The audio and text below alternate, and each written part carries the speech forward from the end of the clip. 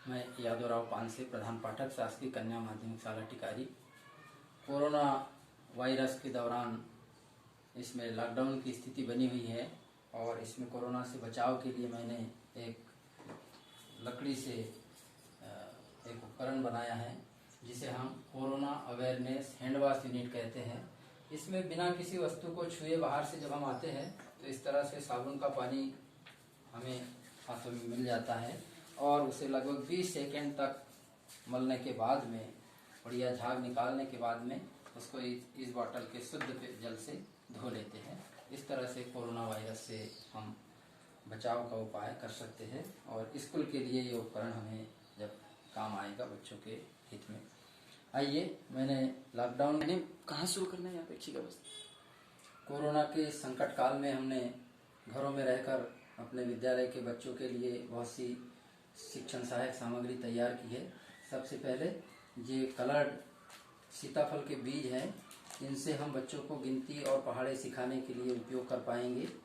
साथ ही ये छोटी छोटी प्लाई से आकृतियाँ बनाई, ये त्रिभुजाकार आकृति, इसी में ये समलंब चतुर्भुज की आकृति, ये आयताकार बोर्ड जिसमें कि इसे हम घनाभ के रूप में भी देख सकते हैं। यह एक सामने वाला फलक, पीछे वाला फलक और ये इस तरह से, तो इसका उपयोग हम विद्यालय में कर पाएंगे।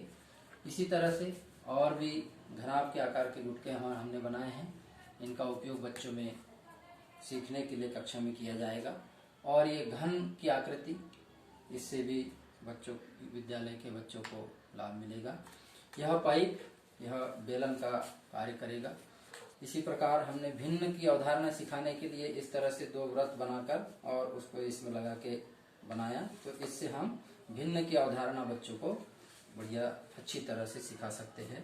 और भी भिन्न की अवधारणा के लिए हमने ये इस तरह से, जैसे 1/5, ये 3/4, इस प्रकार से ये बच्चों को हम वितरित करके और सीखने की प्रक्रिया को आगे बढ़ा सकेंगे।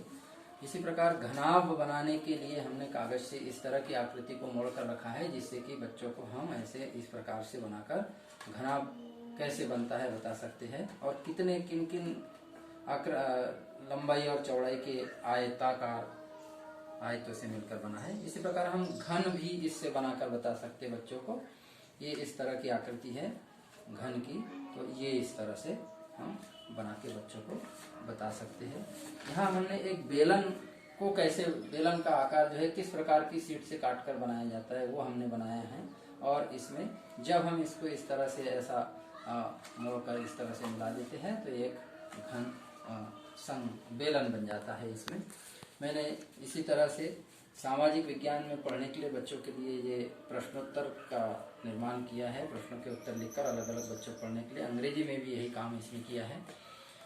गणित के लिए और ये आकृतियाँ त्रिभुज, चतुर्भुज, वर्ग, पंचभुज, इस तरह की आकृतियाँ बनी हुई हैं। इसमें और गणित में सेट स्क्वायर की सहायता से हम बहुत सारी आकृतियाँ बना सकते हैं जो मैंने इस चार्ट में बनाई हैं वे, और इस तरह से भी इसका उपयोग बच्चों के सीखने सिखाने में किया जा सकेगा। ये विज्ञान के लिए धातु का लोहे की पत्तियां है, ये तांबे की पत्तियां है और बच्चों ने बहुत जो पत्थर का कोयला है वो भी मैंने अपने TLM के रूप में अभी एक जगह से ढूंढ कर और उसको रखा है ताकि बच्चों को काम आए। हिंदी भाषा सीखने के लिए बच्चों के लिए सबसे पहले मैंने पेपर की कटिंग काट कर उसमें ये वर्ग पहेलियाँ रखी है। अब जब बच्चों को एक एक पहेली हम देंगे और उससे उनका शब्द भंडार बढ़ते चलेगा। प्रसंगवश में हम इस तरह से कार्ड बनाए और इन कार्ड में बहुत ज्ञानवर्धक चीज़ें जो है जानकारी बच्चों को पढ़ने के लिए देंगे। इसी प्रकार से ये इसमें प्रसंगवश इसमें ऐतिहासिक स्थलों की जानकारी है जिसमें संसद भवन, राष्ट्रपति भवन आदि सभी की जानकारी है। कोरोना के दौरान मैंने ये इससे ग्रामीण क्षेत्र में जो लोग रस्सी बनाते हैं उसमें इसका उपयोग करके इस तरह की रस्सी बनाई। साथ ही मैंने लकड़ी से ये एक हिरण को आकार देकर और बनाया इसमें। इसके पश्चात मैंने और प्लास्टिक की केन से इस तरह की टोकनी, चटाई और केप बनाया।